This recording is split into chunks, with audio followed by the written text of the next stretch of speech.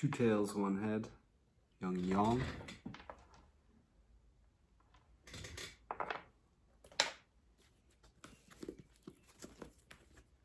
If we get tranquility again, this would be the 4th time in a row.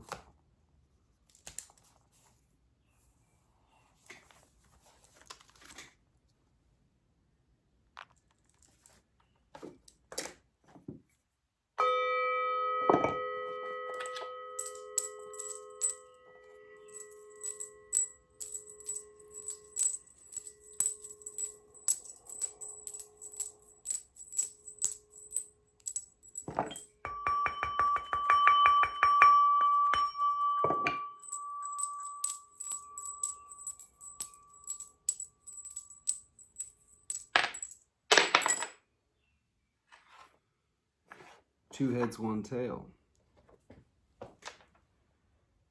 No tranquility.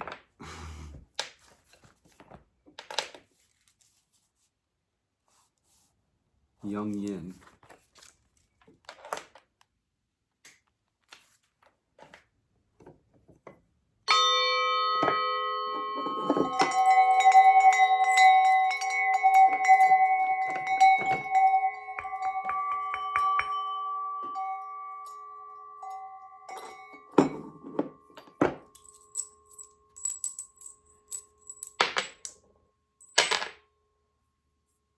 Two tails, one head, yin yang. Trigram Li, fire and light.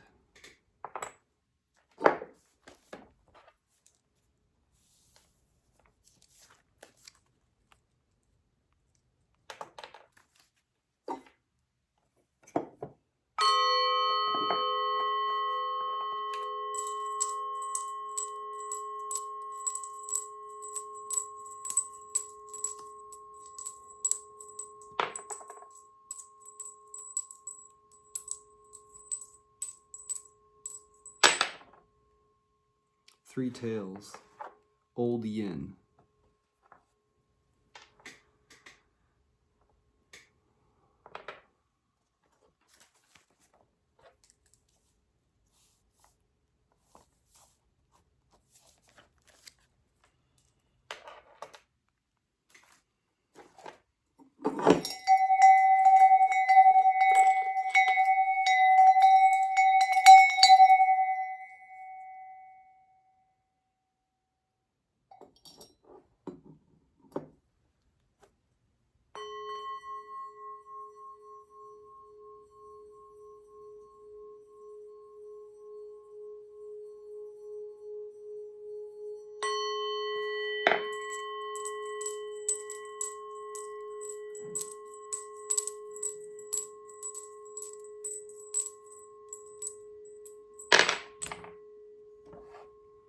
2 heads, 1 tail, Yang Yin.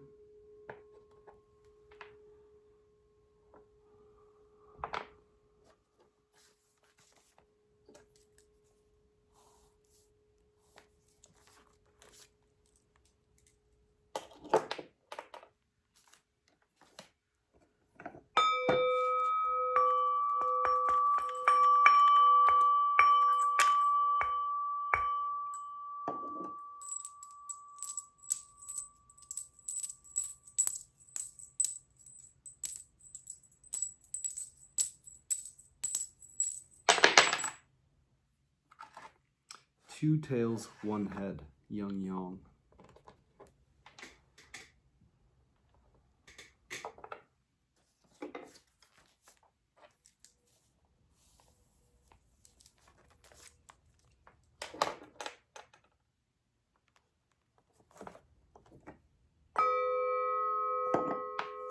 Our bottom trigram of our, well, both hexagrams is solid, broken, solid, which again is Li, fire, and light.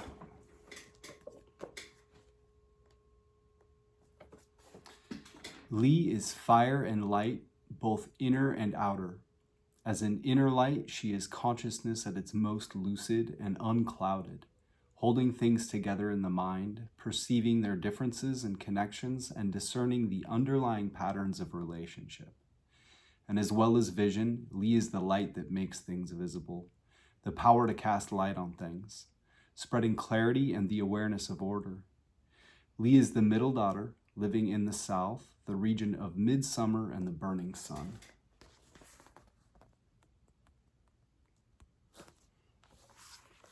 Our top or outer trigram for our primary hexagram will be read as broken, broken, solid. This is Gen Mountain. I wanted to show you guys this cool malachite my wife got me. It's very nice. Almost looks like I've been into fractals lately. If anyone's on my community page, they will know. But it almost looks like the Buddha brought fractal in this malachite palm stone. That was pretty intense. And little fractals there too, almost. Right? Do I Chings, man. Why aren't you doing the I Chings? The mountain is still. It is a limit where you must stop.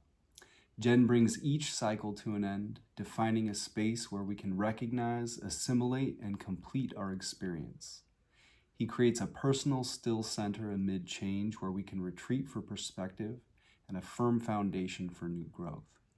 He is well-grounded, confident, and of independent spirit. He is still and knows. Mountain is the youngest son, child of maturity. In the cycle of directions and seasons, he is the northeast, late winter, approaching spring, the pivot between cycles.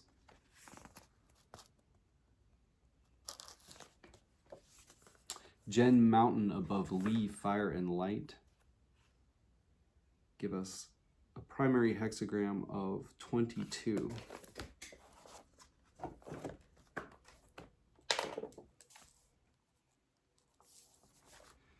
And once our top or outer trigram transforms the fourth line from old yin to young yang, it will give us a top trigram of solid, broken, solid, which again is Li, fire, and light. So Li, fire, and light above Li, fire, and light give us the hexagram 30.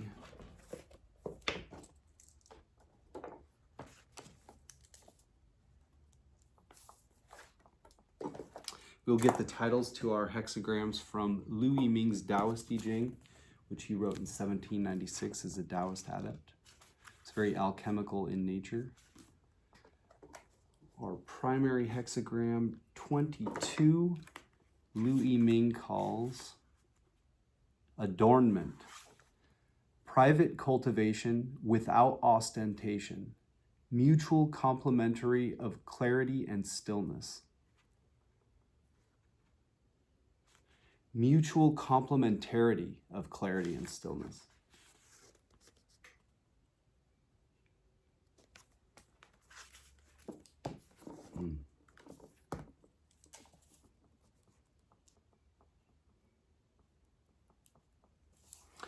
and a supporting hexagram, which puts our primary hexagram in a broader context and influence, a direction of travel, an underlying issue that has to do with you and your relationship to it all. 30, fire, one of the 4 timeless hexagrams, illumination with inner openness.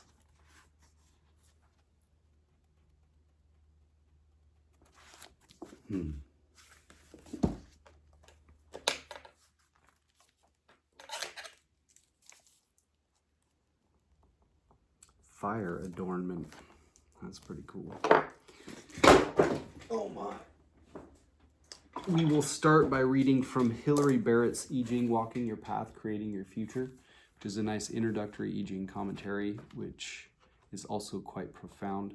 When we approach the I Ching to consult the oracle, the question we bring to it will always have the underlying or general context of how can I act in creative relation with the spirits or forces shaping this moment of time. Hexagram 22, Hilary Barrett calls beauty.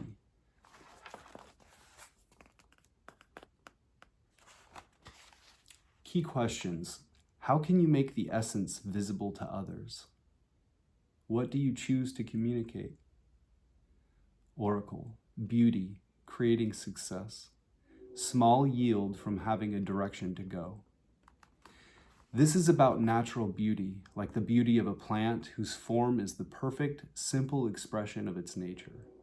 It's also about the way people create images to communicate something of a person's or thing's inner nature. This becomes a fruitful way to engage with the world when you have a purpose in mind, like someone who becomes a suitor for the sake of his bride, or a figure of authority for the sake of those she teaches. This is an image created for the sake of communication and relationship, as a first step towards a chosen destination. Yet it only bears a small yield because it is only a first small step. Becoming something for someone is not sufficient to bring about significant results on its own.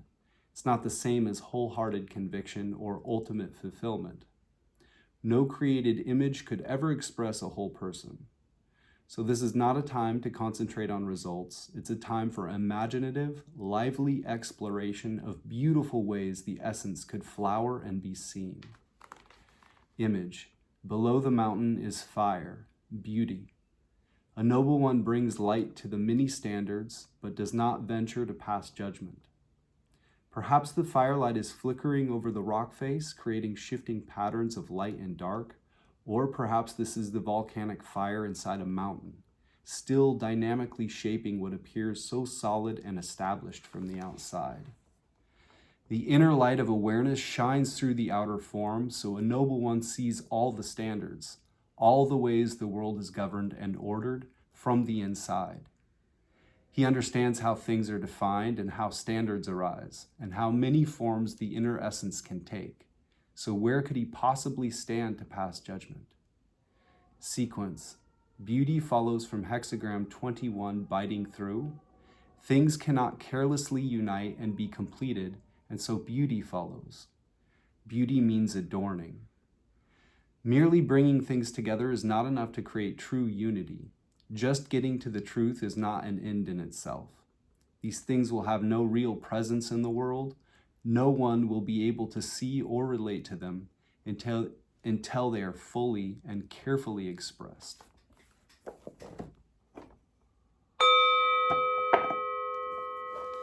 And our supporting hexagram, which puts our primary hexagram in a broader context and influence a direction of travel, an underlying issue that has to do with you and your relationship to it all. 30, Hilary Barrett calls clarity.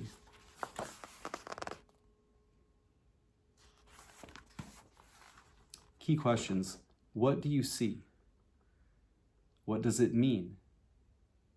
How can you nourish and sustain a high level of awareness?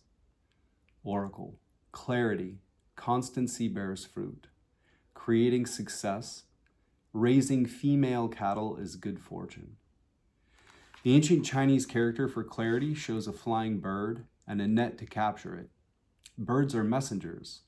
This one represents flashes of insight, the way things can light up and shine out clearly. we weave a net of concepts to grasp the message and hold its meaning in awareness. This is not passive seeing, but a meeting of outer and inner light. Seeing the truth and holding to it with constancy bears fruit. Then the moment of insight can become lasting awareness, so that we enter into creative communication with the signs and messages around us and truly see other people. Just as a bright light needs fuel, such a level of attention and understanding demands a great deal of energy. Female cattle represent the reserves of strength that sustain awareness, along with a quiet willingness for that strength to be used and guided. They would be the support of an old farming culture, providing both food and power so that the people could develop a higher culture and a better understanding of their world. So take care of your cattle and build up your reserves. As well as paying attention to what you see, nurture your capacity to see. Cultivate the part of you that shelters and nourishes new insight. Image. Doubled light gives rise to clarity. Great people with continuous light illuminate the four regions. The trigram for fire and light is doubled in this hexagram, both inside and outside. So this is not just a flash of light that vanishes into the gloom, but continuous illumination. The inner awareness of great people shines out, spreading understanding further and further into the world. Perhaps not because of how brightly it burns, but because it is an unbroken stream of light. Sequence. Clarity follows from hexagram 29 repeating chasms. Falling naturally has occasion to hold together, and so clarity follows. Clarity means holding together. In the chasms, you find nothing solid to catch hold of in the outside world. You're falling, and you must hold fast your heart. When there is nothing else, what you hold on to will be the truth. Light is renewed by the experience of darkness, and clarity arises from emotional depths.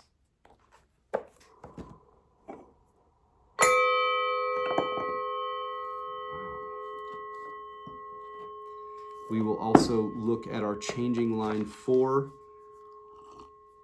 which puts a pin in the map to say you are here, or at least here's some places you may find yourself, takes precedence over all other elements, and is the most focused part of the reading.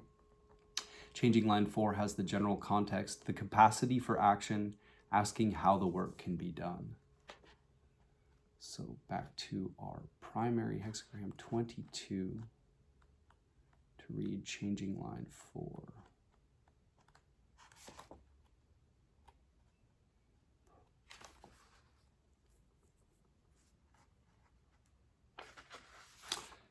Hexagram 22, beauty, changing line 4. Beautiful like pure white, like a soaring white horse.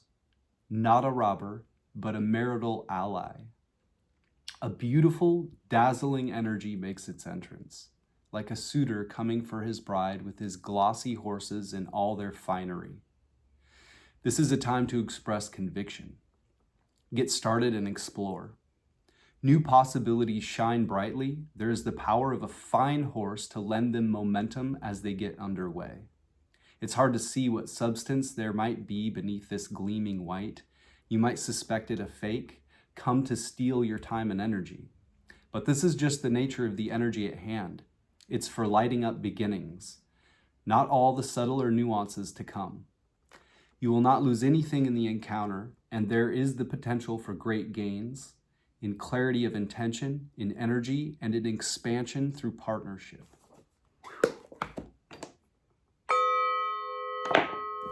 Beautiful. Next, we will look at Liu I-ming's Taoist I Ching, which he wrote in 1796 as a Taoist adept and is quite alchemical in nature. Hexagram 22, Liu I-ming calls adornment. Adornment is developmental. It is beneficial to go somewhere in a minimal way. Explanation. Adornment means beautification. As for the qualities of the hexagram, above is mountain, still, and below is fire, luminous. Clear about where to rest, resting in what is clarified. One naturally clarifies illumination and rests in the highest good. Therefore, it is called adornment. This hexagram represents hidden practice and secret cultivation. It follows on the previous hexagram, observing. Observing is the path of spiritual clarity and alert observation, gradually progressing along with time. Alert and observant, one turns the awareness around to look within. Wise yet appearing ignorant, adept yet appearing inept, one stabilizes clarity so that clarity develops and understands stopping and stilling so as to rest in the appropriate place. Clarity and stillness adorn each other. Thus, clarity is not misused and stillness does not degenerate into quietism. Clarity is the body of stillness.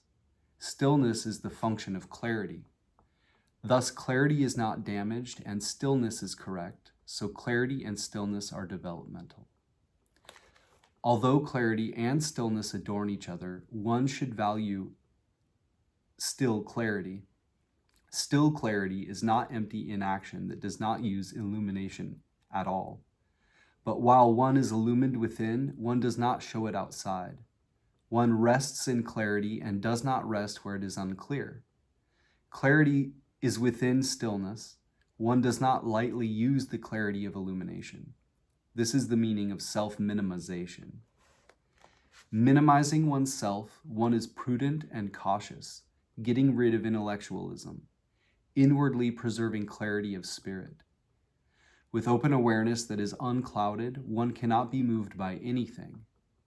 There is much benefit in this, but minimization that is too extreme is stillness without illumination. It is not the form of union of clarity and stillness that this hexagram represents. How could it be developmental or beneficial? Stillness means resting in the highest good, being tranquil and imperturbable. Clarity means clarifying the quality of illumination, being sensitive and effective, uncontrived when quiet, creative when active, clear in stillness, tranquilly employing illumination, attaining it in the mind and proving it in affairs. Only then is it called true stillness and true clarity.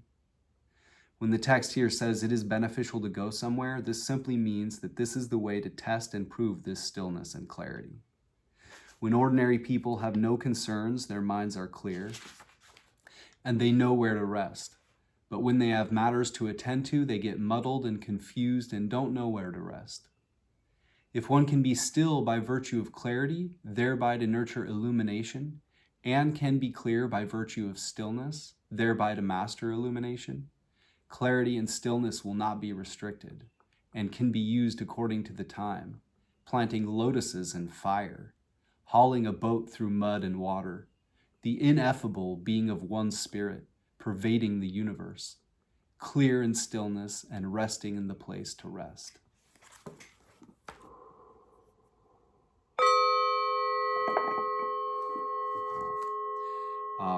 And our supporting hexagram, which puts our primary hexagram in a broader context, an influence, a direction of travel, an underlying issue that has to do with you and your relationship to it all. 30, I-ming calls fire. Fire is beneficial for correctness and development. Raising a cow brings good fortune. Got something teetery.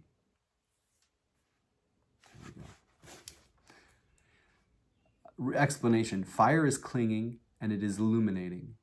In the body of the hexagram, one yin is stuck between two yangs. This represents illumination with inner openness. As for the qualities of the hexagram, above is fire, luminous, and below is also fire, luminous. By inner illumination, reaching outer illumination, by outer illumination, perfecting inner illumination, illumining inside and illumining outside, inwardly illumined and outwardly illumined, 1,000 illuminations, myriad illuminations are all two illuminations, inward illumination and outward illumination, which in totality are one illumination. Therefore, it is called fire. This fire embraces the female within it. The hexagram symbolizes the presence of yin within yang and follows on the preceding hexagram, excess of the great. In excess of the great, there is too much yang strength, exercising creativity at will, misusing its light. Illumination is the energy of open awareness in the palace of fire, the heart. It is the spirit of humans, the master of mind. When the mind is open, it is aware.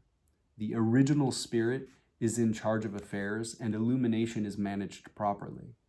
One can thereby balance yang. When the mind is unruly, it wanders. The discriminatory consciousness handles affairs, and illumination is not properly directed. This is sufficient to damage yang. Therefore, fire is beneficial to correctness and development. However, although fire is beneficial to correctness and development, if you only know how to use illumination and do not know how to nurture illumination, you will not attain development. Using illumination means outer illumination. Nurturing illumination means inner illumination. Outer illumination has to be based on inner illumination. Using illumination requires that one first nurture illumination. Therefore, raising a cow brings good fortune. Raising means nurturing. The cow is a symbol of receptivity. The cow does not use its strength. Its nature is most docile. If people can nurture illumination with flexible receptivity, turning the light of consciousness around to shine inward, shutting out deviation, and preserving truthfulness, first illumining inside, then illumining outside, then inside and outside will both be illumined. Open awareness will be clear. Nothing can deceive it. Nothing can influence it. Naturally illumining the qualities of enlightenment and resting in the highest good, what can compare to that fortune? But the path of illumination and production of good fortune has a process, a course of work. If there is the slightest carelessness, illumination will not develop. Therefore, illumination must reach inside and outside so that both are illumined and both are correct. Only this is the benefit of illumination, the development of illumination, the good fortune of illumination.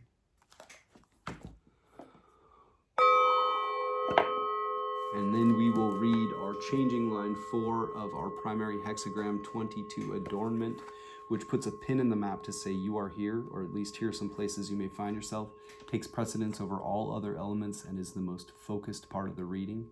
Changing line 4 has the general context of the capacity for action, asking how the work can be done. 22. Adornment. Changing line 4. Adorned or plain. A white horse runs swiftly. It is not an enemy, but a mate. Explanation. Dwelling in the upper body, weak and unclear, there is correspondence with the first yang, and one is not ashamed to lower oneself to inquire. Therefore, adorned or plain, a white horse runs swiftly, hurriedly seeking clarity because of unclarity. However, because one above seeks below, there is the danger of self-importance, which makes most people insincere. It is best if one finds what is right when one is weak. The true heart and genuine intention come forth spontaneously, not forced. When there is no enmity or injury, then it is desirable to seek partnership. This is the adornment of the weak seeking clarity.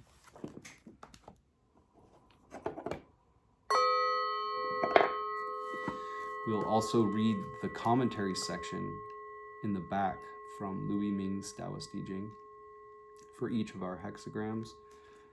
Our primary hexagram, again, 22 adornment, mountain above, fire below.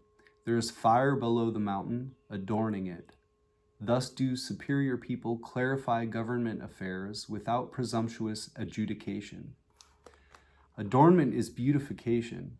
Above is mountain, below is fire. There is fire below the mountain. When there is fire below the mountain, everything below the mountain is bathed in its light, and the fire illumines the mountain. This is the image of adornment. What superior people see in this is that just as the light of a fire below a mountain is not great, when people are lacking in capacity, their vision is not far-reaching. Therefore, the superior people administer and clarify the simple matters of government affairs and do not act presumptuously in difficult matters of adjudication. Government affairs include such matters as the state of the manners and mores of the populace, finance, taxation, and civil proceedings. The thriving or decay of government affairs is obvious and easy to see. They are not difficult to manage and can be changed when mistakes occur. When it comes to the matter and adjudication of criminal cases, however, where life is at stake, there are obscure factors that are difficult to discern. Any lack of clarification can bring disaster on the innocent. Therefore, only the wise and perspicacious can judge. Not judging presumptuously thus has the meaning of respect for life. The use of illumination by practitioners of the Tao is also not beyond this principle. Social relations and daily activities are like the affairs of government. The profound and recondite science of fulfilling nature and arriving at the meaning of life is like adjudication. Social relations are the human Tao. Fulfilling nature and arriving at the meaning of life are the celestial Tao. The human Tao is obvious and easy to see. Anyone with a bit of capacity and intelligence can handle it. When it comes to the celestial Tao, however, it requires the verbal transmission and mental communication of a true teacher, great enlightenment and great penetration before it is possible to manage it correctly.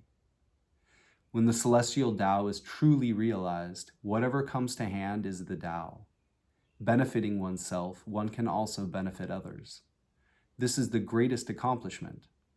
If one does not have the transmission of a genuine teacher and imposes judgments by arbitrary guesswork, even the slightest error produces a great loss and misapprehension of human nature and life. How can one judge presumptuously? Not being presumptuous is the teaching of sages that enables people to nurture small understanding so as to gradually seek great understanding. It will not do to presume upon small understanding and thereby ruin the great work, deluding oneself and deluding others. Indeed, a little bit of knowledge can deceive people very much.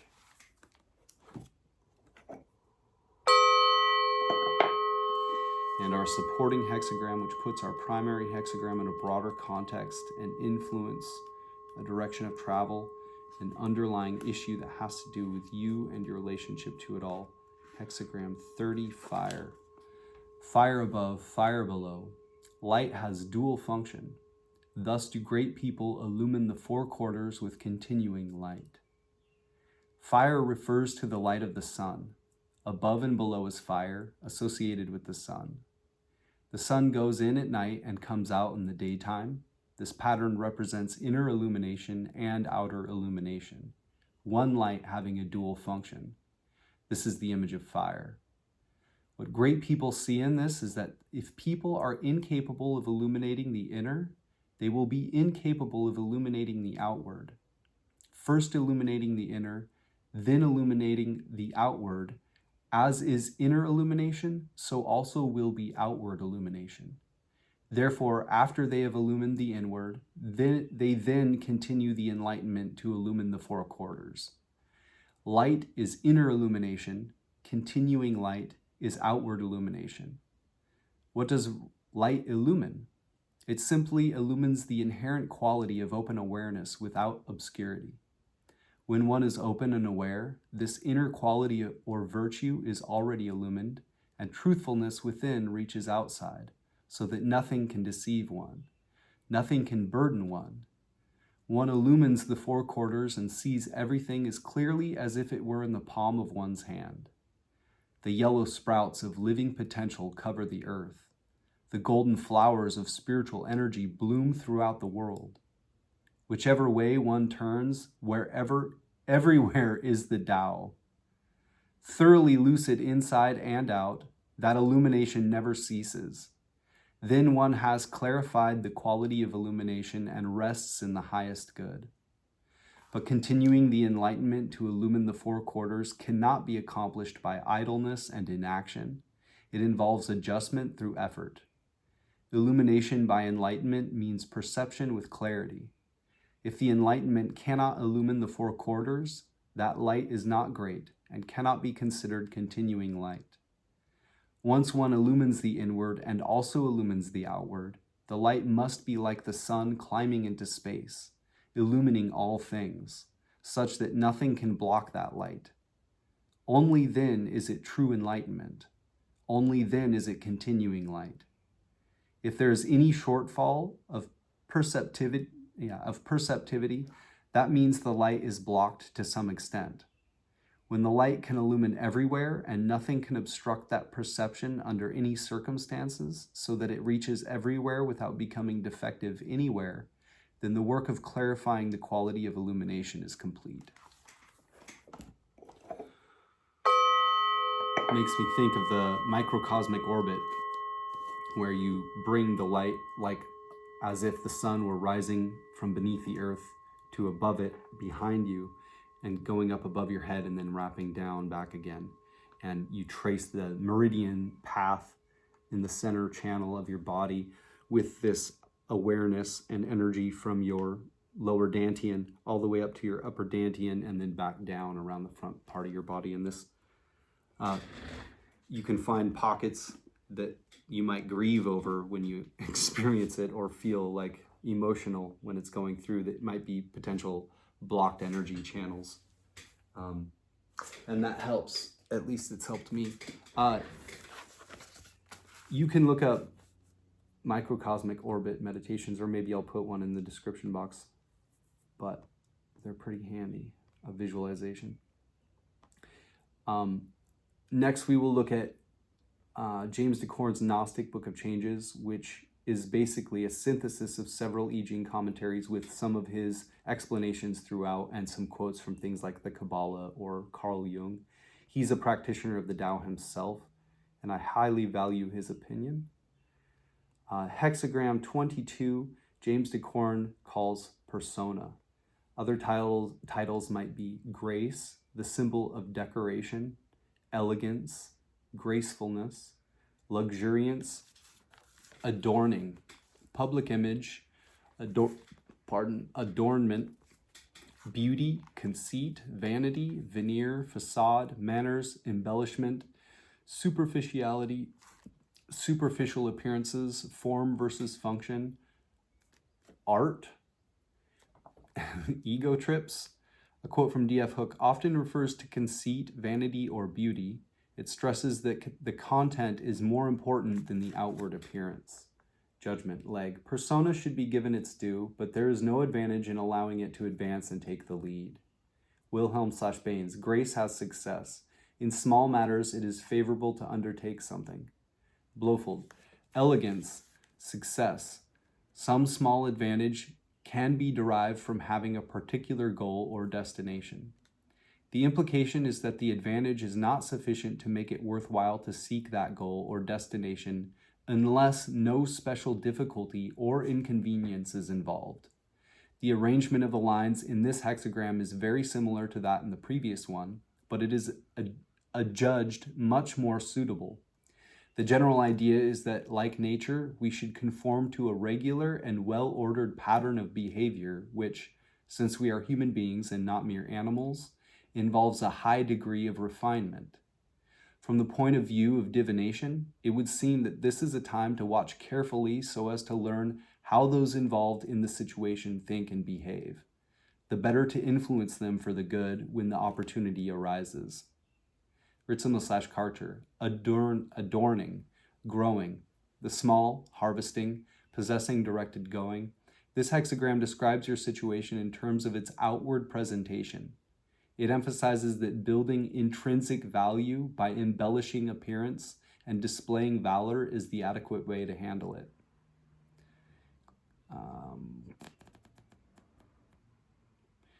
Clary 2, adornment is successful. It is beneficial to go somewhere in a small way. Wu, adornment is pervasive and shows small advantage of an undertaking. Adornment does not change the nature of what it adorns, but merely makes what it adorns appear more attractive. In other words, the change is mostly superficial but not substantive. The image, leg, fire at the foot of the mountain, the image of persona. Thus, the superior man adorns his rule with grace, but makes important decisions in conformance with higher laws. Wilhelm/Baines, fire at the foot of the mountain, the image of grace. Thus does the superior man proceed when clearing up current affairs. But he dare not decide controversial issues in this way. Blofeld, this hexagram symbolizes fire at the foot of a mountain, the superior man desiring to ensure the enlightened functioning of the various departments of state, dare not make light decisions regarding legal matters. The component trigrams, fire below mountain, suggest a brilliance which cannot be perceived from afar. The Chinese commentators go on to suggest that this symbol symbolizes a firm and somewhat severe exterior, which hides brilliance and the beauty within.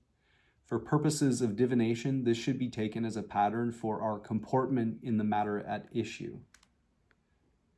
Lu, fire illuminates the base of the mountain, symbolizing gracefulness. Thus, the superior man clarifies ordinary affairs but does not judge lawsuits. Ritzel/Karcher, below mountain possessing fire, adorning.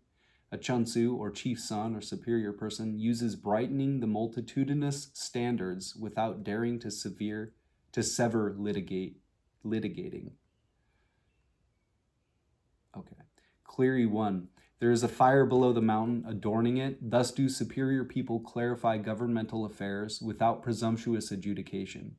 What superior people see in this is that just as the light of a fire below a mountain is not great, when people are lacking in capacity, their vision is not far-reaching.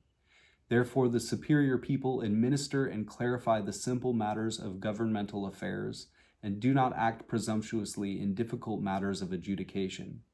Not judging presumptuously thus has the meaning of respect for life. Wu, there is a fire at the foot of the mountain. This is adornment. The chunsi, or chief son or superior person, brings openness to administering civil affairs, but refrains from judging cases in criminal litigation. Commentary. Confucius/Leg. In persona, we see the magnetic central line ornamenting the dynamic lines of the lower trigram, and hence it is said that adornment should have free course. On the other hand, the dynamic top line ornaments the magnetic lines of the upper trigram, and hence it is said that there will be little advantage if ornament is allowed to advance and take the lead. The elegance and intelligence of the lower trigram is regulated by the restraint of the upper trigram. This suggests the observances which adorn human society. We observe the ornamental figures of the sky and thereby ascertain the changes of the seasons. We observe the ceremonial customs of society and understand how transformation is accomplished in the world. Leg. Persona is the symbol of what is ornamental and of the act of adorning. As there is adornment in nature, so should there be in society, but its place is secondary to that which is substantial. The Hong Hasi editors say that the magnetic line coming and ornamenting the two dynamic lines in the lower trigram shows how substantiality should have the benefit of ornamentation. The dynamic line ornamenting the two magnetic lines in the upper trigram shows how ornamentation should be restrained by substantiality. Ornament has its use, but it should be kept in check.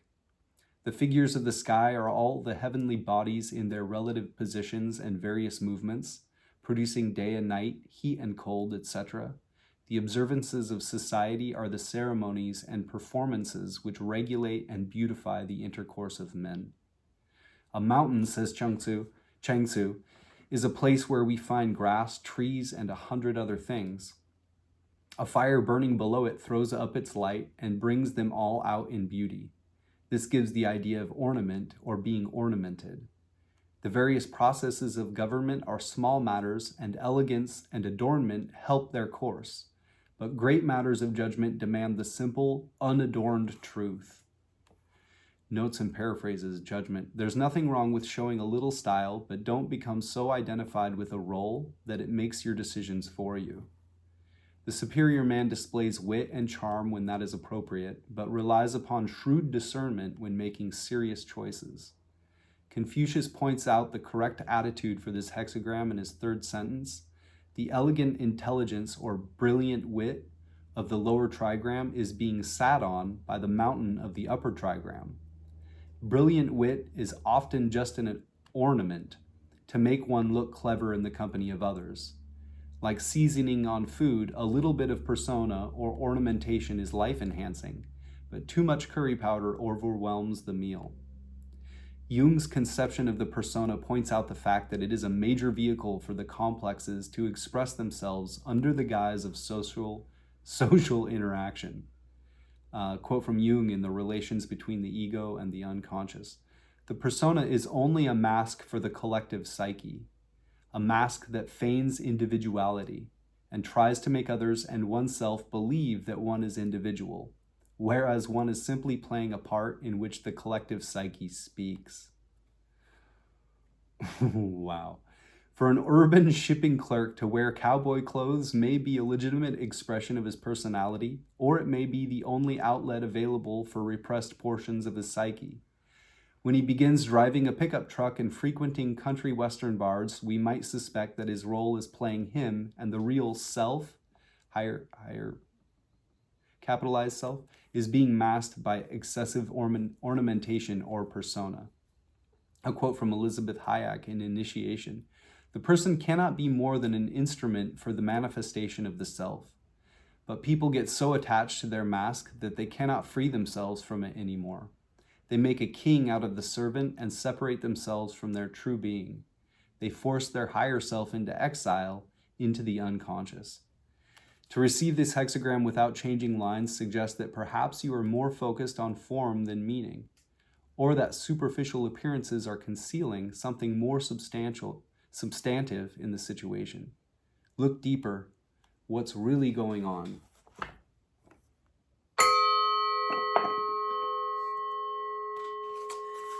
And our supporting hexagram, which puts our primary hexagram in a broader context and influence, a direction of travel, an underlying issue that has to do with you and your relationship to it all. Hexagram 30.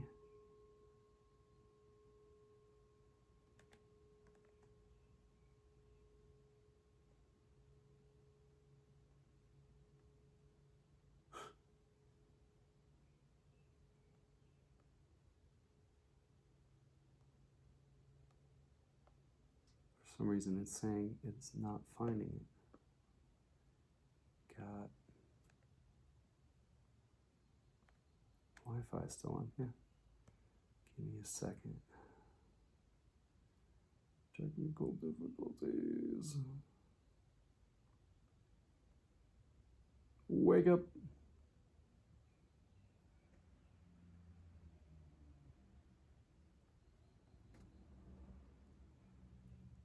Okay, persona. Now back to hexagram 30. File not found. How is that possible? Let me see if I can download the book and then go. Yeah, I don't care whichever one. View. Yeah, chapter 30. Can we look at this? What?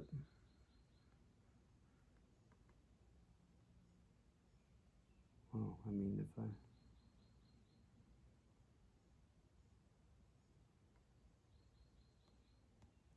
can't even open James Dekorne's deal on hexagram 30, that is interesting. Don't know why I'm able to navigate to other areas, but not that one.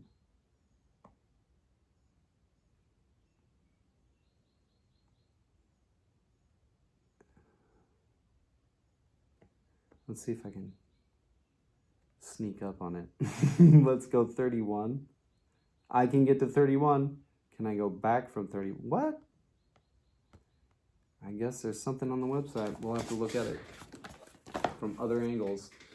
Oh, what we can do, however, is look at our changing line, because that will still allow me to open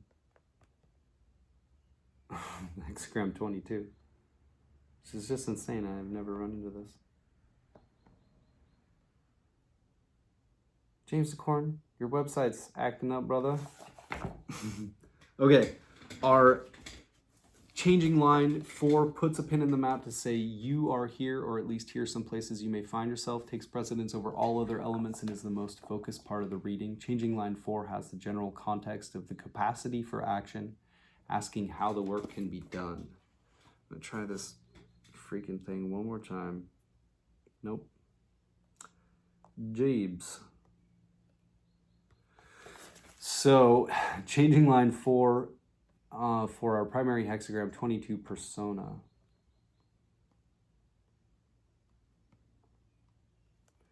Here we go. Leg. The fourth line magnetic shows one looking as if adorned, but only in white. As if mounted on a white horse and furnished with wings, she seeks union with the subject of the first line, while the intervening third pursues, not as a robber, but intent on a matrimonial alliance. Wilhelm/Bain's grace or simplicity. A white horse comes as if on wings. He is not a robber. He will woo at the right time. Blofeld.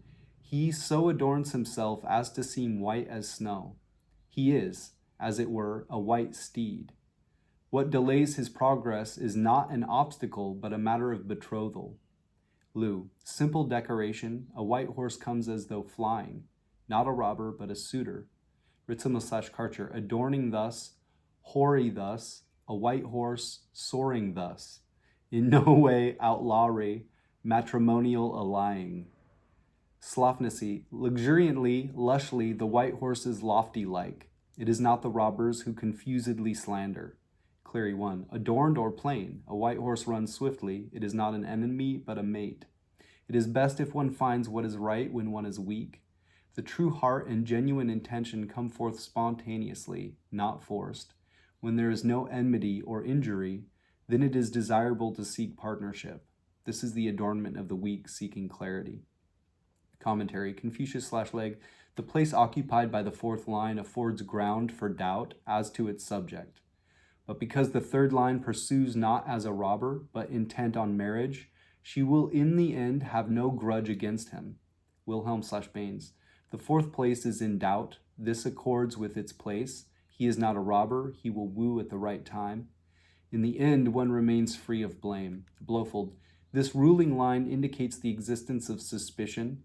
However, as revealed by the last sentence, nothing blameworthy is involved. It would seem that someone is suspected of loitering or hesitating for a somewhat sinister reason, but that his motive is in fact an honorable one. Ritzema/Karcher, appropriate situation to doubt indeed, in no way outlawry, matrimonial allying, completing without surpassing indeed. Cleary 2, the fourth magnetic line in its place doubts. They are not enemies but partners and ultimately have no grudge. Wu, if he is a suitor, not a transgressor, he will have nothing to worry about at all. Leg, line 4 has its proper correlate in line 1, from whose strength she should receive adornment. But lines 2 and 3 intervene and keep them apart so that the only adornment is white. The fourth line is faithful to line 1, however, and desires their union. Finally, line 3 appears in a good character and not with the purpose to injure, so that the union between 1 and 4 takes place. All this is intended, it's got to be is. All this is intended to show how adornment recognizes the superiority of solidity. Compare hexagram lines 3-2, hexagram 3, line 2, and hexagram 38, line 6. Because of their separation, we might doubt how far line 4 would remain loyal to line 1. The loyalty is ensured through the character and object of line 3. Notes and paraphrases, Sue. The man is faced with the choice between a life of brilliance and one of simplicity. All considerations suggest simplicity. Renouncing potential comforts may seem disappointing at first, but peace of mind will be attained through proper relationship with the sincere supporter. Wing, you have a choice of two paths. One is the path of adornment and external brilliance. The other is the path of simplicity and inner worth. Your considerations suggest a deeper connection with your true self. The path of simplicity will lead to more meaningful relationships with others and greater self-knowledge. Wilhelm, from lectures on the I Ching, there is the point where life is silent for a moment, and now the decision must be made how to continue shaping life. Editor, there are three main ideas here. First, the idea of being adorned in white. Clothing symbolizes the opinions and attitudes which adorn our personality. To be dressed in white, therefore, is to be simple and unpretentious, the opposite of complexity and ostentation. Second, the image of a flying white horse. This suggests purified white psychic energy, horsepower, united with the wings of intellectual aspiration. Wings enable entities to fly in the air, symbolically, the realm of thought. We are immediately reminded of Pegasus, and although we can assume that the Duke of Chao knew nothing of Pegasus, the symbolic associations are not irrelevant here. Pegasus is associated in Greek mythology with the Muses, the sources of creativity and inspiration. The third idea is of marriage, the conjunction of masculine and feminine in a holy union, or hieros gamos, which we had 3 times in a row. That was tranquility, hexagram 11, the last 3 readings, and then 4 readings before that it appeared as well.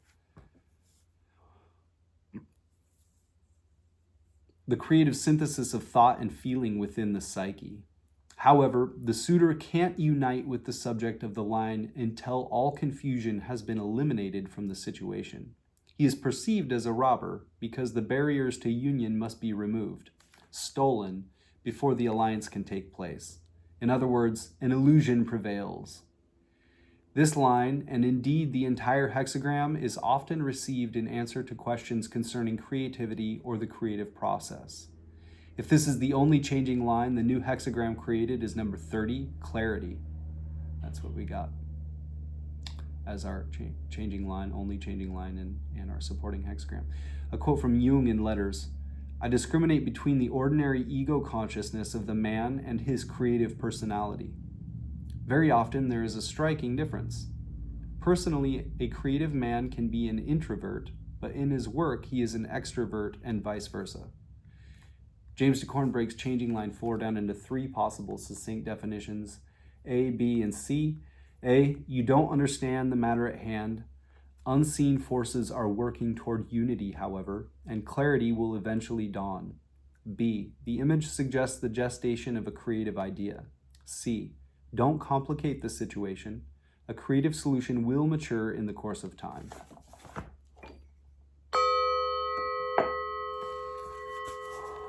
All right, we will now sum up the reading whilst getting a randomly card drawn verse from the Tao Te Ching. So our primary hexagram 22, adornment or beauty,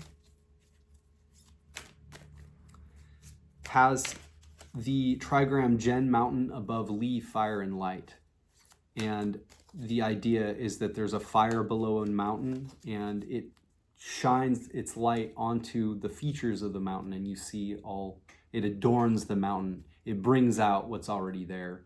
And because that's what is being displayed here in this hexagram, it emphasizes the importance of the substance within something as opposed to just its adornment. Things that are good and grace, I think it talked about gracious, well, no, graciously adorned. Anyway, the idea is that something with substance deserves to be adorned well, but if you overdo it, as in even explaining things, for instance, it takes away from what you're really going for. It's kind of like, I think somebody mentioned using curry powder in a meal. Just enough is what you need, and not to overdo it. And the importance being that the substance is there. And then our supporting hexagram, which puts our primary hexagram in a broader context and influence a direction of travel, an underlying issue that has to do with you and your relationship to it all, is 30, which is fire, which has Li, fire and light, above Li, fire and light. So it's inward illumination and outward illumination. And as long as we have inward illumination and we've gone within to illumine the spaces within ourselves. Mentioning earlier, I mentioned something, I think, about posting stuff on my, at the beginning of the reading, posting stuff on my community page. I just did that with hypnotherapist guy that's giving a conference, and he is talking about a method to delve into the subconscious through hypnosis. And he said you can use it on yourself as well, in that you visualize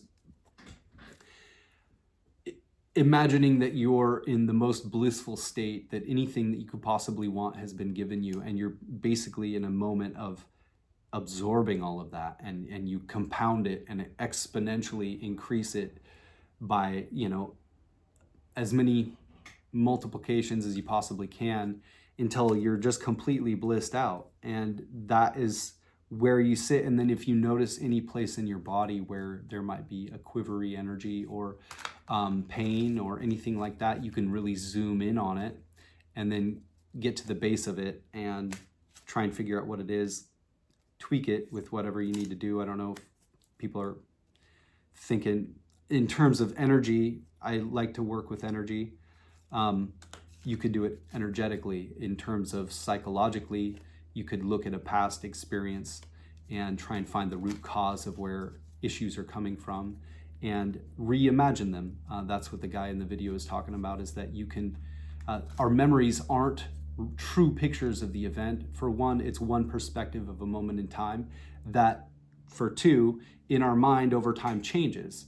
And so what actually happened and what we perceive of what happened right at the moment and then continuing on through time is never the same. And you could have a million different perspectives of one event, which could all be, completely obscured from what actually happened, or be just snapshots of what happened. Either way, it's not the full scope of what happened or happens. So if we can look through our experiences, then we can see to the idea that we can reframe things, and we can imagine even memories as being overcome or just reprogrammed, if you want to call it that, where we can alter how things and events occurred enough to unhook the tense energy that's in that space. Interestingly enough, in the thing talking about the sun rising, that was in I-ming's Taoist I Ching. They were talking about the sun illuminating, being in the sky at daytime and going inward, like you might consider in maybe a shamanic way, into the earth, or just below the earth, either way. But that would be illuminating the inward. And then it comes out and illumines the outward. But that was reminding me, and I brought it up then, of the microcosmic orbit meditation, which is a Taoist meditation. I've brought this up several times, and also it's in way back now in my community page posts, of a meditation, an ancient Taoist meditation that has to do with imagining the sun rising from behind you and then setting in front of you, and following in your middle channel up your body in the back and then down your body in the front, of energy moving in that path. And you can illuminate stuck energy that way. That would be another way to deal with it. But I think the idea is that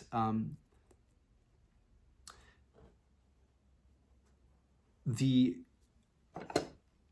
adornment that we have will never make up for a lack of substance. And so what truly is important isn't how we adorn ourselves or adorn society with various regulations. It did talk about that the sage or the superior person would adjudicate in decisions of government that didn't have to do with crime involving especially whether or not somebody is killed, for instance, or something like that. In other words, protecting the innocent and all of that kind of thing. And So there was that idea of judgment, but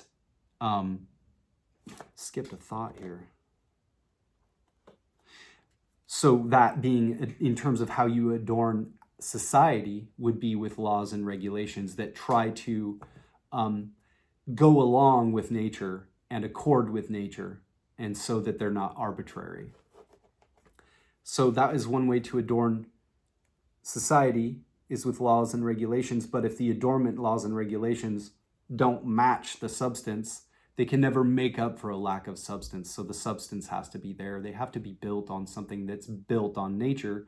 Similar, I imagine, to a foundation for a large building that you can put them on plates on the four corners of something, and they can shift a little bit. For instance, I'm not sure all the ways people deal with the idea of like an earthquake happening, and if the building doesn't move very well, it'll fall down easier.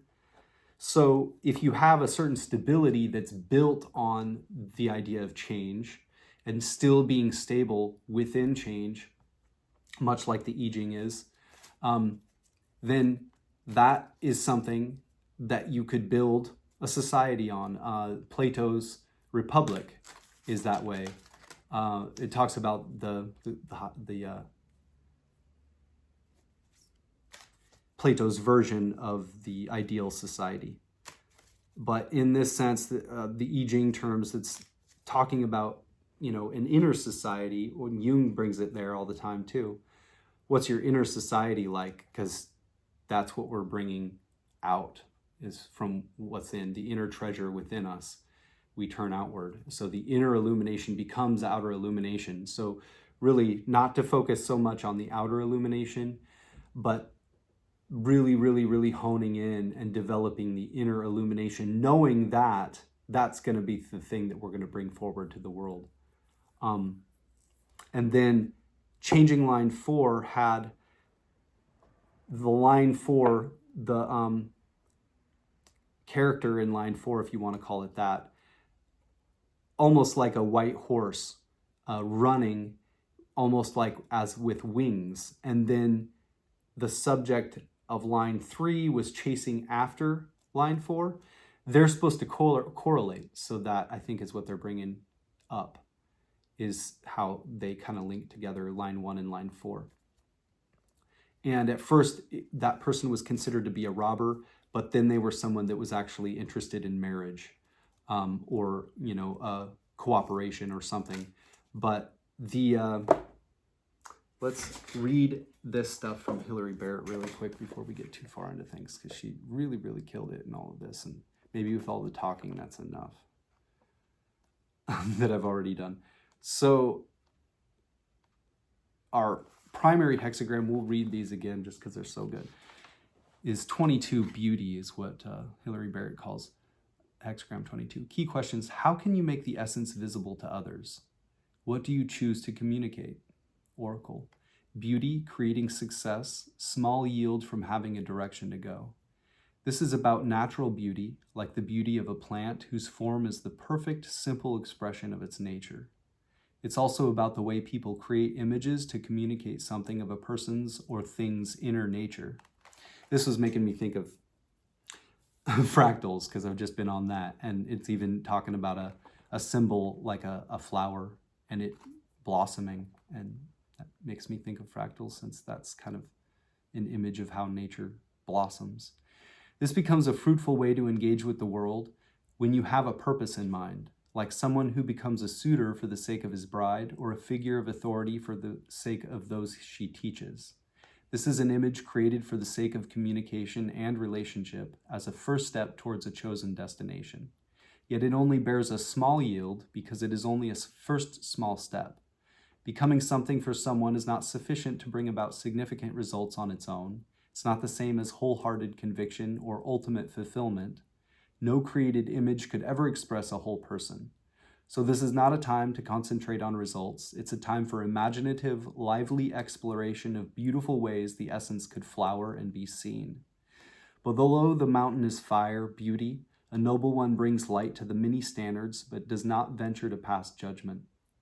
Perhaps the firelight is flickering over the rock face, creating shifting patterns of light and dark, or perhaps this is the volcanic fire inside a mountain, still dynamically shaping what appears so solid and established from the outside.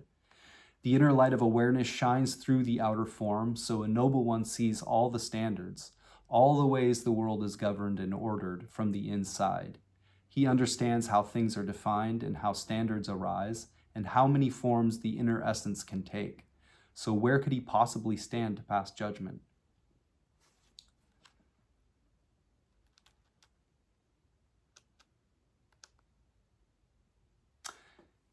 Beauty follows from hexagram 21, biting through. Things cannot carelessly unite and be completed, and so beauty follows. Beauty means adorning.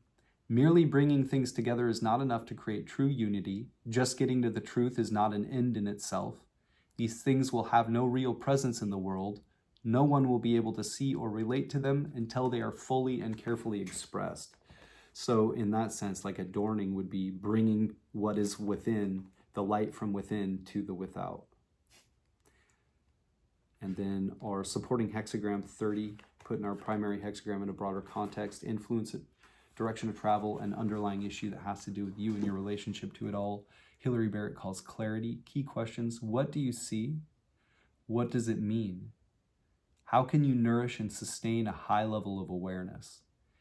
Oracle: clarity, constancy bears fruit. Creating success, raising female cattle is good fortune. The ancient Chinese character for clarity shows a flying bird and a net to capture it. Birds are messengers. This one represents flashes of insight, the way things can light up and shine out clearly. We weave a net of concepts to grasp the message and hold its meaning in awareness. This is not passive seeing, but a meeting of outer and inner light. Seeing the truth and holding to it with constancy bears fruit. Then the moment of insight can become lasting awareness, so that we enter into creative communication with the signs and messages around us and truly see other people. Jung's concept of the psychoid has this idea of a bubble of aura around people, kind of, this would be a way to describe it, where your inner world experiences the transition point into your outer world, or that's the meeting point, the barrier, if you will.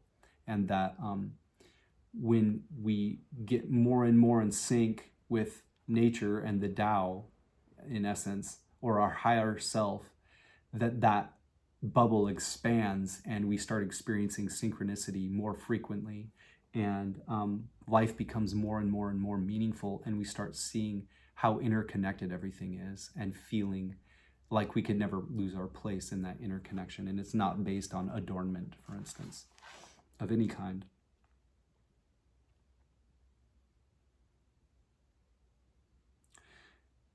Just as a bright light needs fuel, such a level of attention and understanding. Okay, did I read that second paragraph? Hold on, let me think. Yeah.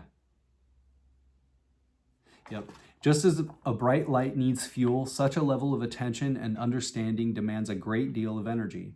Female cattle represent the reserves of strength that sustain awareness, along with a quiet willingness for that strength to be used and guided. They would be the support of an old farming culture, providing both food and power so that the people could develop a higher culture and a better understanding of their world. So take care of your cattle and build up your reserves, as well as paying attention to what you see. Nurture your capacity to see. Cultivate the part of you that shelters and nourishes new insights. So take care of your inner world in order to be able to take care of your outer world. Image: doubled light gives rise to clarity. Great people with continuous light illuminate the four regions. The trigram of fire and light is doubled in this hexagram, both inside and outside. So this is not just a flash of light that vanishes into the gloom, but continuous illumination. The inner awareness of great people shines out, spreading understanding further and further into the world, perhaps not because of how brightly it burns, but because it is an unbroken stream of light. So in relating this to our primary hexagram, it had a mountain that was being illumined or adorned with light. And it was really about the importance of there being substance to the adornment. And here, it's talking about that as the case, that this isn't just a flash of illumination, but continuous illumination, because it is based on inner illumination. Sequence. Clarity follows from hexagram 29, repeating chasms. Falling naturally has occasion to hold together, and so clarity follows. Clarity means holding together. In the chasms, you find nothing solid to catch hold of in the outside world. You're falling, and you must hold fast your heart. When there is nothing else, what you hold on to will be the truth. Light is renewed by the experience of darkness, and clarity arises from emotional depths. Makes me think of being put through issues in our lives and using that for transformation. And sometimes that's the only way we can transform, because usually people would prefer to stay in familiar territory that feels safe, even if inherently that territory that they have as an inner environment is unsafe. If we grew up in an unsafe environment and we have that map, if you will, of the terrain in us, then veering off of that map is going to feel uncomfortable. So that falling experienced in the chasms, the repeating chasms, allows us to hold fast to what the truth is, because everything else is stripped away. It also makes me think of fractals. I'll bring fractals into this again, but the idea that it's like a barrier between chaos and order. And so finding an inside world where order resides is the idea.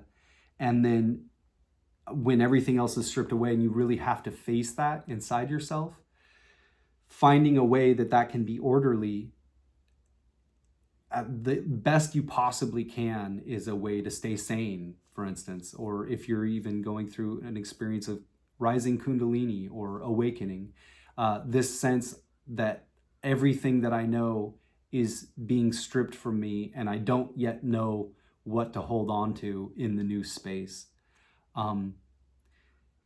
For me, thankfully, I've been developing my practice with the I Ching long enough that that has been a firm foundation for me to get through that experience with and build on, because ideally, someone who would enter a space of quote unquote enlightenment would be trained to know what to do when they got there.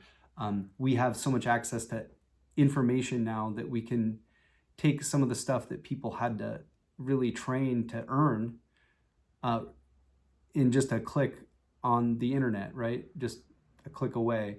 And it's not always honored for what it is, but if you have access to all this power, you can free yourself. But if you don't know how to handle the use of that, then it could be dangerous. And so the idea is that for me, I'll point again to myself, and what's helped me is having a stable foundation, somewhat like the I Ching is able to provide. I don't swear by it to the point where I don't believe any other system works. If we have maps of inner landscapes, they're from different perspectives, clearly. And if they're all pointing towards, a higher truth, then we can gain truth from our experience of life in all of its facets. It doesn't have to be through one particular stream. And yet this one, to me, because of how I'd like to pick everything apart, I like to really be sure if I'm falling in a chasm and I'm gripping towards my heart, I want to feel a heart there. I don't want sand that falls through my fingertips or, between my fingers. So mapping the inner landscape is something I've been doing diligently for quite some time now for myself, and then now trying to help provide others have an access to something that at least has helped me in that regard. And so my inner landscape feels pretty secure in that sense. And for me, it's been helpful coming up against chaos and that border between order and chaos, and kind of feeling out the edges of it and what it's like. Again, bringing into fractals, the TED Talk that I watched had somebody who developed an app called Frax, which I recommend downloading. It's pretty fun, but you can zoom in on fractals and create interesting flow of the space as if water or something were flowing off the edges of it, and it creates interesting things that show, similar to like ocean waves and stuff, how they could hit a shore, and makes you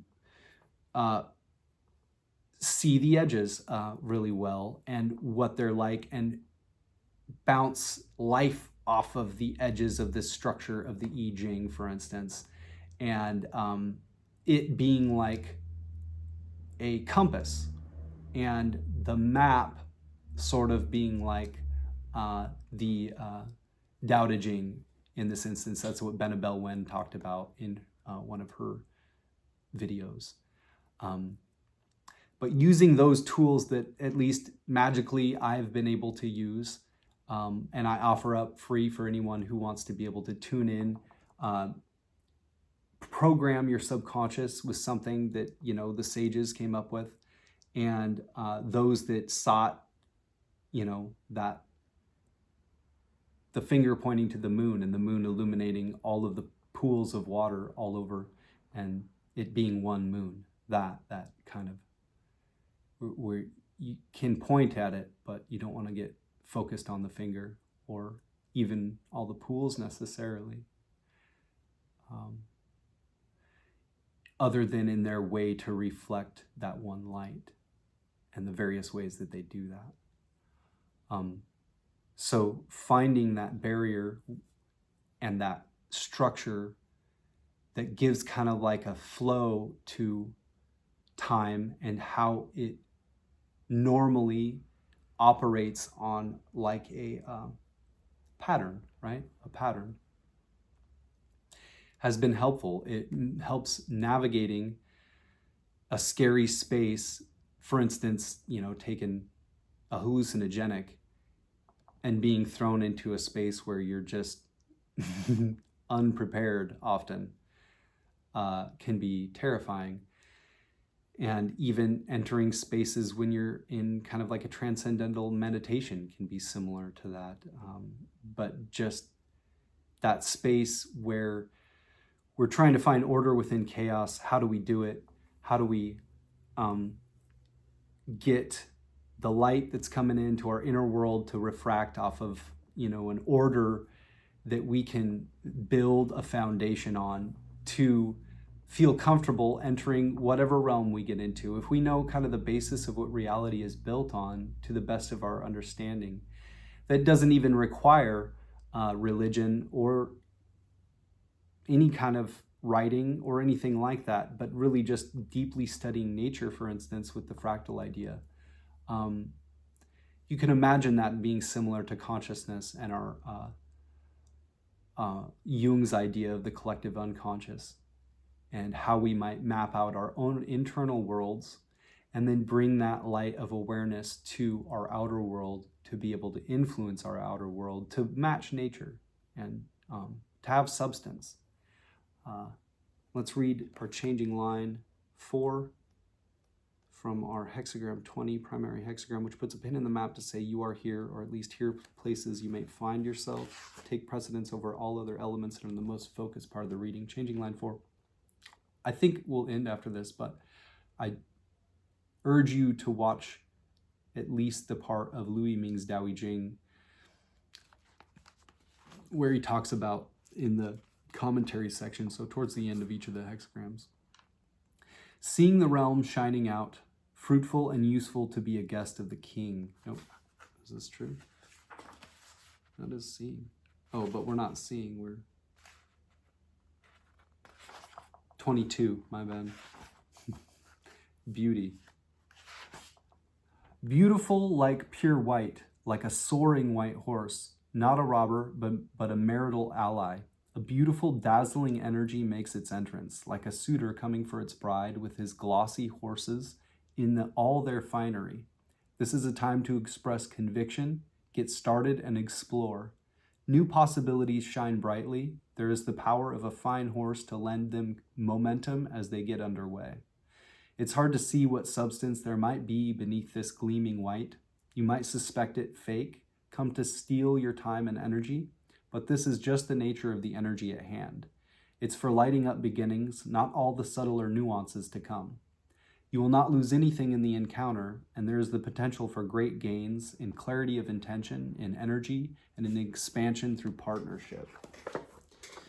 But I'll also take a look at the changing line 4 in the Gnostic Book of Changes real quick as well.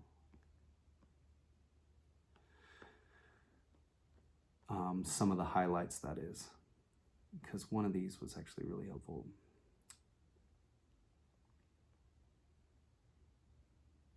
This is interesting. And the commentary in Confucius/Leg, the place occupied by the fourth line affords ground for doubt as to its subject, but because the third line pursues not as a robber, but intent on marriage, she will in the end have no grudge against him. Wilhelm/Baines, the fourth place is in doubt. This accords with its place. He is not a robber. He will woo at the right time. In the end, one remains free of blame. Blofeld, this ruling line indicates the existence of suspicion. However, as revealed by the last sentence, nothing blameworthy is involved. It would seem that someone is suspected of loitering or hesitating for a somewhat sinister reason, but that his motive is in fact an honorable one.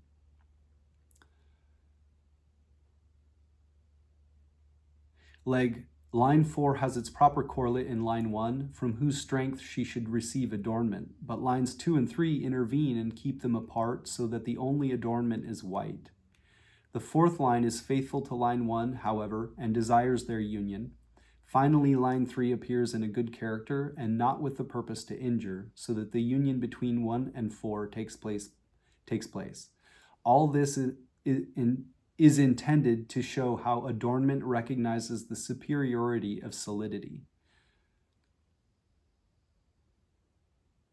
The loyalty is ensured through the character and object of line 3. Editor, there are 3 main ideas here. First, the idea of being adorned in white. Clothing symbolizes the opinions and attitudes which adorn our personality. To be dressed in white, therefore, is to be simple and unpretentious, the opposite of complexity and ostentation. Second, the image of a flying white horse. This suggests purified white psychic energy, horsepower, united with the wings of intellectual aspiration. Wings enable entities to fly in the air, symbolically the realm of thought. We are immediately reminded of Pegasus, and although we can assume that the Duke of Chao knew nothing of Pegasus, the symbolic associations are not irrelevant here. Pegasus is associated in Greek mythology with the Muses, the sources of creativity and inspiration. The third idea is of marriage, the conjunction of masculine and feminine in a holy union, or hieros gamos, which we got in the last 3 readings, Hexagram 11, tranquility, which is the major synthesis, or the hieros gamos, or the union of the syzygies in Gnosticism, or the union of heaven and earth in Kabbalah. However, the suitor can't unite with the subject of the line until all confusion has been eliminated from the situation. He is perceived as a robber because the barriers to union must be removed, stolen, before the alliance can take place. In other words, an illusion prevails. This line, and indeed the entire hexagram, is often received in answer to questions concerning creativity or the creative process. If this is the only changing line, the new hexagram created is number 30, clarity. Quote from Jung in Letters, I discriminate between the ordinary ego consciousness of the man and his creative personality. Very often there is a striking difference. Personally, a creative man can be an introvert, but in his work he is an extrovert, and vice versa. James Dekorne breaks changing line 4 down into 3 possible succinct definitions, A, B, and C. A, you don't understand the matter at hand. Unseen forces are working toward unity, however, and clarity will eventually dawn. B, the image suggests the gestation of a creative idea. And C, don't complicate the situation. A creative solution will mature in the course of time.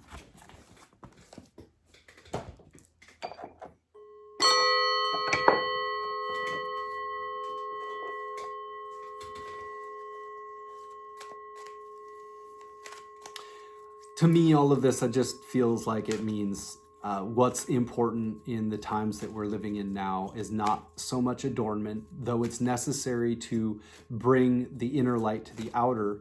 But if there's no substance, then what's the use?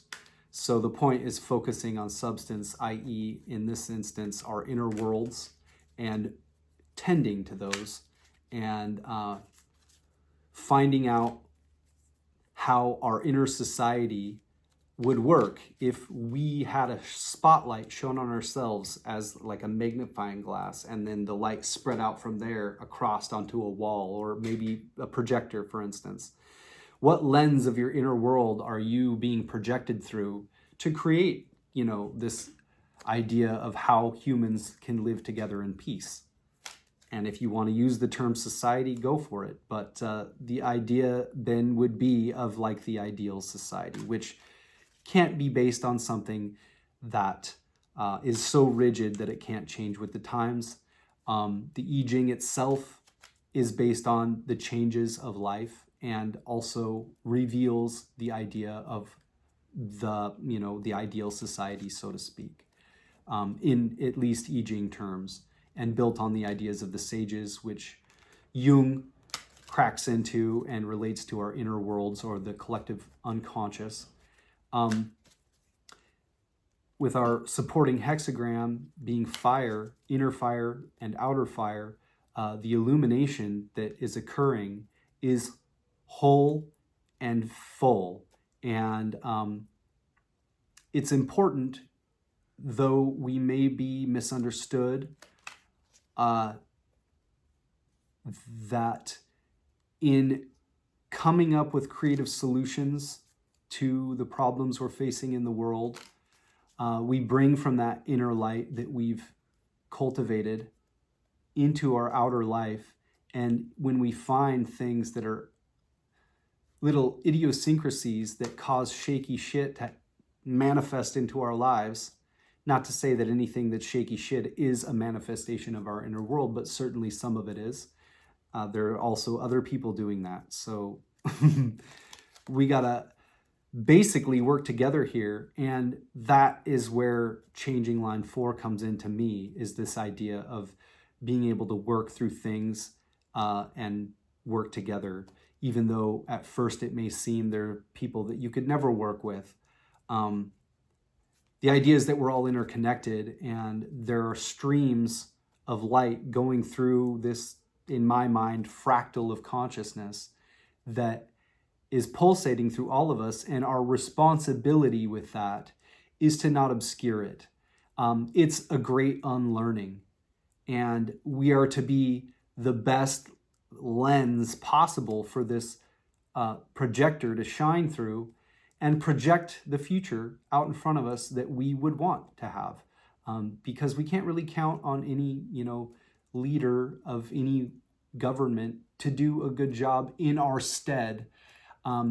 If we put our place in their spot instead of just pointing fingers, for instance, about how bad of a job everyone else is doing, if we were put in a similar position of authority and the light of awareness of all the people's attention looking to these, shot callers, if you want to call it that, everything is illuminated eventually, and you got this light shining through you. Could anyone stand to that amount of illumination? Who would be able to stand up to that? So the point is that that's happening in your inner world, and that's already going on to a certain degree. And to be that open channel and that innocent child, while still operating by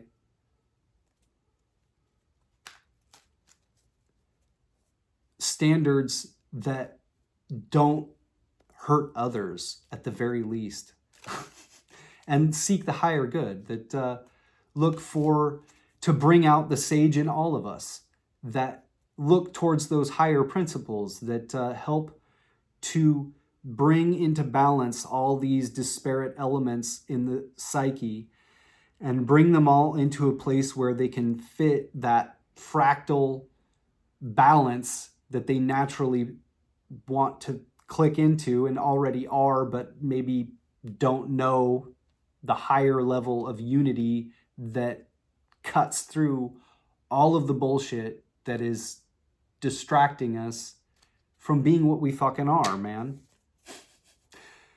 Kind of like that. If we got to be stripped back and unlearn it all the way back to the beginning and be rebuilt by the sages, great. It's a better job than we're doing, and that's my 2 cents. Or 3. I've got a prop. 3. It's cheesy when you do it 17 times. In the reading already, right? Okay, here we go. 49 in the Tao Te Ching. My copy is by Jia Fufang and Jane English.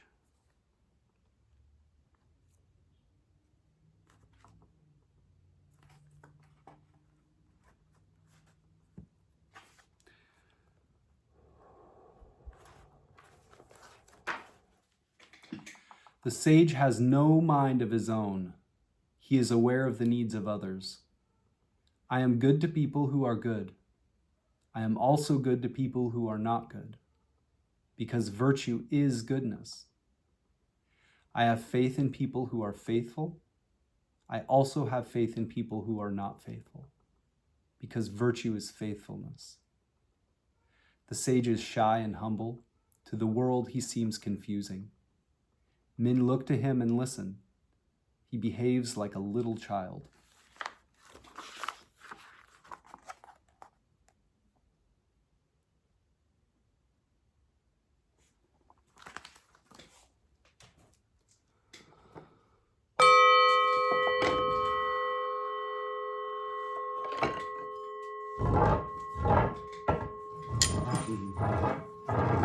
Yeah.